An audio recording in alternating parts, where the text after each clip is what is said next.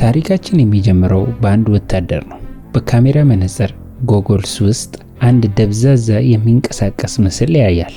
ሰው ነው ወይስ ጭጋግ? ያ ግልጽ ያልሆነ አካል በሰውነት ውስጥ አልፎ ይሄዳል። በሰኮንድ ውስጥ ወታደሩ ደርቆ ይወድቃል።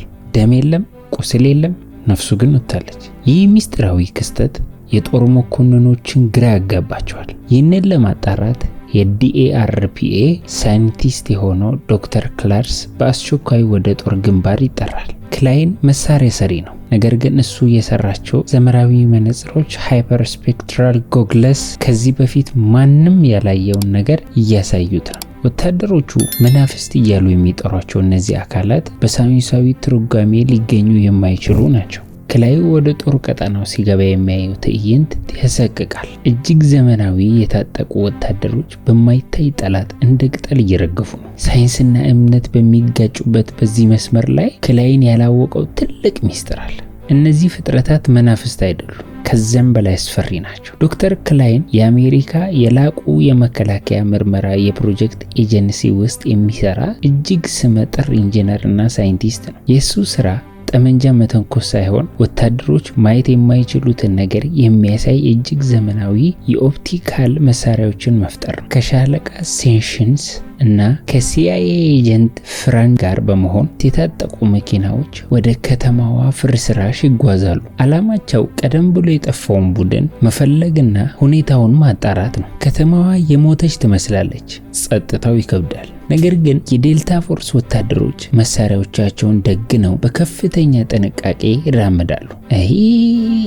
ይሄ ቦታ ደስ አይልም የሚል ስሜት በሁሉም ፊት ላይ ይነበባል። በመጨረሻ የጠፋውን የዩታ ቡድን መኪናዎች ያገኛሉ። ቦታው አስፈሪ ነው። መኪናዎቹ ተሰባብረዋል፣ ወታደሮቹ ግን የሉ። ቡድኑ መኪናውን ትቶ በእግሩ መንቀሳቀስ ይጀምራል። በአንድ በፈረሰ ህንፃ ውስጥ ሲገቡ የመጀመሪያውን አስደንጋጭ ነገር ያሉ ወታደሮቹ ሞተዋል። ነገር ግን አሟሟታቸው እንግዳ ነው። እንደ በረዶ ቀዝቅዘዋል። ቆዳቸው ነጥቷል። የፊታቸው ገጽታ በከፍተኛ ፍርሃት እንደተገረፈ ቀርቷል። በድንገት የክላይን መነጽር የሆነ ነገር ያሳያል። አንድ ነገር አለ። በሁለት ሰዓት አቅጣጫ ከግድግዳ ውስጥ አንድ ደብዛዛ የሚንቀሳቀስ ሰማያዊ አካል ይወጣል። አንድ ስፔክትራል በአንድ ወታደር ላይ ይዘላል። ወታደሩን በቅጽበት ይጮሃል። ሰውነቱ ይገነተራል እና እንደ በረዶ ድንጋይ ይወድቃል። ተኩስ! ሻለቃ ሴንሽን ትዕዛዝ ይሰጣል። አዳራሹ በጥይት ድምፅና በባሩድ ጭስ ይሞላል። ወታደሮቹ ያለ የሌለ ኃይላቸውን ተጠቅመው ይተኩሳሉ። ነገር ግን ጥይቶቹ በእነዚህ አካላት ውስጥ ያለ ምንም ችግር አልፎ ይሄዳሉ። ግድግዳው ላይ ያርፋሉ። ስፔክትራሎቹ ምንም አልሆኑ። ይልቁም ወደ ወታደሮቹ መብረር ይጀምራሉ። ወታደሮቹ መደናገጥ ይጀምራሉ። መሳሪያቸው ዋጋ አልባ ሆኗል። ክላይን ሁኔታውን በድንጋጤ ይመለከታል። እነዚህ አካላት ፍጥነት አላቸው። ግድግዳ ያሳልፋሉ። ሲነሱ ደግሞ በቅጽበት ይገድላሉ። ውጡ! ወደ ኋላ ተመለሱ! ሻለቃ ሴሽን መጮህ ይጀምራል። የተረፉት ወታደሮች ራሳቸውን ጥለው መሮጥ ይጀምራሉ። ስፔክትራሎቹ እያሳደዷቸው ነው። ለካርጉ ሸረርጉ ኮመታርጉ ሰላም ለኢትዮጵያ ላሴ ኮመንት ሸርገሩ ወይ ቡድኑ ወደ አንድ አሮጌ የብረት ፋብሪካ ህንፃ ውስጥ ይገባሉ። እዚያም ሁለት ህፃናት ያገኛሉ፣ ወንድምና እህት። ክላይን ግን አንድ ነገር ያስተውላል። ስፔክትራሎቹ ወታደሮቹን ተከትለው ወደዚያ ሲገቡ በብረቱ ፍርፋሪው ላይ ማለፍ አይችሉም። እዚያው ቀሩ። መግቢያውና መውጫውን አጡ። የብረት ፍርፋሪ ይከለክላቸዋል። ይህ ትልቅ ግኝት ነው። ጠላትን የሚከለክል ነገር ተገኘ። ወታደሮቹ በፍጥነት በፋብሪካ ውስጥ ያሉትን የብረት ፍርፋሪዎችን በመጠቀም ጥበቃ ለማድረግ ይሞክራሉ። ውጭ ያሉት ስፔክትራሎች ግድግዳውን ጥሰው ለመግባት ይሞክራሉ። ነገር ግን ክላይን እንዳስተዋለው መሬት ላይ ያለው የሴራሚክና የብረት ፍርፋሪ እንደ አጥር ሆኖ ከልክሏቸዋል። ለምን ይላል ሻለቃ ሴንሽን። ጥይት የማይበግራቸው ፍጥረታት በብረት ፍርፋሪ የሚቆሙት ለምንድን ነው? ክላይን በጥልቀት ማሰብ ይጀምራል። እነዚህ መናፍስት አይደሉም ይላል። የሆነ ቁስ አካል ውጤቶች ናቸው። ህፃናቱ በህይወት መቆየት የቻሉበት አባታቸው በህንፃው ዙሪያ በነሰነሰው የብረት ፍርፋሪ ምክንያት እንደሆነ ለክላይን ይነግሩታል።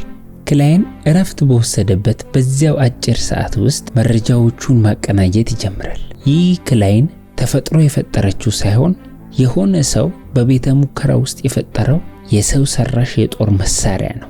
ጸጥታው ረጅም ጊዜ አልቆየም። ስፔክትራሎቹ ከላይ በጣሪያ በኩል መግቢያ ያገኛሉ፣ የብረት ፍርፋሪ የሌለበት ቦታ። በቅጽበት ፍጥጫው ይጀምራል።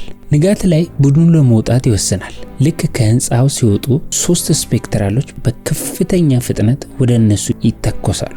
ተኩሱ ይላል ክላይን። የመጀመሪያው ወታደር አዲሱን መሳሪያ ይጫናል። በከተማው ጎዳናዎች ላይ በሚያደርጉት ጉዞ ክላይን የፈጠራቸው መሳሪያዎች በመጠቀም ስፔክትራሎቹ አንድ በአንድ እያረገፉ ወደ ዋናው የጦር ሰፈር ኤርቤዝ ይደርሳሉ። ነገር ግን የጦር ሰፈሩ ሲደርሱ የሚጠብቃቸው ትዕይንት አስደንጋጭ ነው። እጅግ ግዙፍ የሆነ የአሜሪካ ጦር ሰፈር ፈርሷል። ታንኮች ተገለባብጠዋል። ለካርጉ ሸረርጉ ኮመታርጉ ሰላም ለኢትዮጵያ ላሴ ኮመንት ሸርገረው ወይ። እነዚህ ነገሮች አንስታይንስ ቦስ ኮንደንስ ከሆኑ በኤሌክትሮመግነጢሳዊ ኃይል ሊበታተኑ ይችላሉ። በህንፃ ውስጥ የሚገኙ አሮጌ ኤሌክትሮኒክ ዕቃዎችን የራሱን የመነጽርና የወታደሮቹን መሳሪያዎች በመጠቀም ክላይን ሌሊቱን ሙሉ ሲሰራ ያድራል።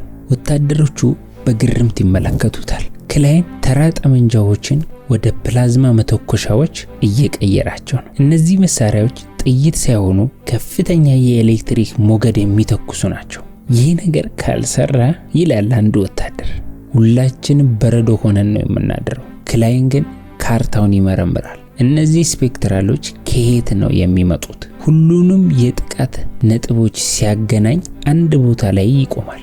ማሳሮቭ የተባለ የኃይል ማመንጫ ጣቢያ። እዚህ ፋብሪካ ውስጥ ነው የተሰሩት ይላል ክላይን። እዚያ ሄደን ዋናውን ማሽን ካላቆመን እነዚህ ነገሮች ዓለምን በሙሉ ያጠፋሉ። ክላይን በመቶዎች ለሚቆጠሩ ወታደሮች በፋብሪካ ውስጥ የሚገኙትን ቁሳቁሶችን በመጠቀም አዲስ የፕላዝማ መሳሪያዎችን እንዲሰሩ መመሪያ ይሰጣል። ሄሊኮፕተሮች ተዘጋጅተዋል። ይህ ጦርነት በሰውና በሰው መካከል አይደለም። ይህ ጦርነት በሰው ልጅና እሱ በፈጠራቸው አስፈሪ ሳይንስ መካከል ነው። ሰማዩ በሄሊኮፕተሮች ተሞልቷል። ክላይን የፈጠረውን ፕላዝማ መሳሪያዎች የታጠቁ በመቶዎች የሚቆጠሩ ወታደሮች ወደ ማሳሮቭ ፋብሪካ ይተማሉ። ልክ ፋብሪካው ጋር እንደደረሱ ግን ሰማዩ በስፔክትራሎች ይሸፈናል። ጦርነቱ ይፈነዳል። የፕላዝማ መሳሪያዎቹ ውጤታማ ናቸው። ስፔክትራሎቹ ሲመቱ እንደ ጭጋግ ይበተናሉ። ነገር ግን ቁጥራቸው እጅግ የበዛ በመሆኑ ወታደሮቹ እየተዋጡ ነው። ክላይንና ኤጀንት ፍራን ወደ ፋብሪካው ውስጥ ክፍል ሰርገው ይገባሉ። ክላይን ወደ ፋብሪካው መቆጣጠሪያ ክፍል ሲደርስ የሚያየው ነገር ከማንኛውም የጦር መሳሪያዎች በላይ ዘግናኝ ነው። እዚህ ያገኘው የሞቱ ሰዎች መናፍስት ሳይሆን በህይወት ያሉ ሰዎችን ነው። በመቶዎች የሚቆጠሩ ሰዎች በልዩ ማሽኖች ውስጥ ታስረዋል። አእምሯቸውና የነርቭ ስርዓታቸው ከማሽኑ ጋር ተገናኝተዋል። ክላይን እውነቱን ተረዳ። እነዚህ ስፔክትራሎች የተሰሩት የሰውን አእምሮ በዲጂታል መንገድ በመቅዳት እና አምስተኛ የቁስ አካል ውስጥ በማተም ነው። ማሽኑ የሰዎችን ነፍስና ንቃተ ህሊና እየቀደደ ወደማይሞትና ወደማይታይ የጦር መሳሪያነት ቀይሮታል። ይህ ጦርነት አይደለም ይላል ክላይን በድንጋጤ። ይህ ስቃይ ነው። ሰዎቹ በማሽን ውስጥ በህይወት ቢኖሩም ህሊናቸው ግን በስፔክትራሎቹ አማካኝነት በከተማ ውስጥ ሰውን እንዲገድሉ ተደርገዋል። ስፔክትራሎቹ ውጪ ያሉትን ወታደሮች ሊጨርሱ ጥቂት ሰከንዶች ቀርተዋል። ክላይን ማሽኑን ለማቆም ብቸኛው መንገድ ማሽኑ ውስጥ የታሰሩት ሰዎችን ህይወት ማቋረጥ አምፕላግን እንደሆነ ይረዳል። ይህን ካደረኩ እገድላቸዋለሁ፣ ካላደረኩ ደግሞ ዓለምን ያጠፋሉ የሚል አስቸጋሪ ምርጫ ውስጥ ይገባል። ነገር ግን ሌላ አማራጭ የለም። ክላይን ዋናውን የኃይል መስመር ይቆርጣል። በማሽኑ ውስጥ የነበሩ ሰዎች በሰላም ያርፋሉ። በዚያው ቅጽበት ውጭ ወታደሮቹን ሊገድላቸው የነበረ በሺዎች የሚቆጠሩ ስፔክትራሎች በሙሉ እንደ ጢስ ተኖ ይጠፋሉ። ጸጥታ ሰፈነ። ጦርነቱ አብቅቷል። ከተማዋ ነፃ ወጥታለች። ዶክተር ክላይን ግን ደስተኛ አይደለም።